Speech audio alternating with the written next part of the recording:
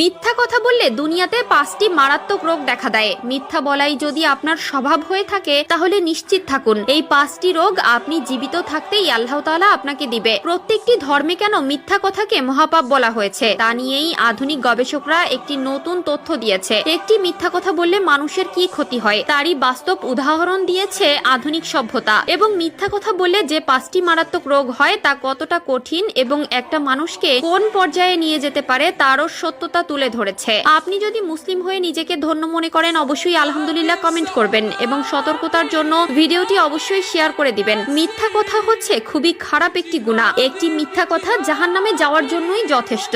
এক ব্যক্তি রাসূলুল্লাহ সাল্লাল্লাহু আলাইহি ওয়াসাল্লামের কাছে বলেছিলেন, আমি পাপ থেকে বাঁচতে চাই। উত্তরে রাসূলুল্লাহ সাল্লাল্লাহু আলাইহি ওয়াসাল্লাম বলেছিলেন, তুমি মিথ্যা কথা ছেড়ে দাও, তুমি মিথ্যা কথা ছেড়ে দাও, তুমি মিথ্যা কথা ছেড়ে দাও। সকল পাপের মূল উৎস হলো মিথ্যা কথা। একটি মিথ্যা কথা ঢাকতে মানুষকে একের পর এক মিথ্যা কথা বলতে হয়, কিন্তু সত্যি কথা বললে সেটা এক নিমিষেই ফয়সালা হয়ে যায়। তো চলুন জেনে নেই মিথ্যা কথা বললে কোন 5টি রোগ হয়। আল্লাহ তাআলা বলেন, যখন কোনো বান্দা মিথ্যা কথা বলে তখন সেই বান্দার মিথ্যা কথার দুর্গন্ধে ফেরেশতারা তার থেকে অনেক দূরে চলে যায়, এমনকি তার উপর আল্লাহর লানত পড়ে। মিথ্যা কথা বললে যে 5টি রোগ হয় তার মধ্যে 1 নম্বরে হলো আমাদের চেহারার সৌন্দর্য নষ্ট হয়ে যায়। মিথ্যা কথা বললে মানুষের চেহারার যে রহমত থাকে, নূর থাকে, আল্লাহ তাআলা সেটা উঠিয়ে নেয়। 2 নম্বরে অন্তর মরে যায়, তারা কখনো সত্য বলতে পারে না। শয়তান যখন তার অন্তরকে পরিপূর্ণভাবে দখল করে নেয় তখন সেই মানুষটির অন্তরে ঈমান থাকে না, মায়া দয়া ভালোবাসা উঠে যায়, এমনকি সেই ব্যক্তি আল্লাহকে ভুলে যায়। 3 নম্বরে দুশ্চিন্তা বৃদ্ধি পাবে।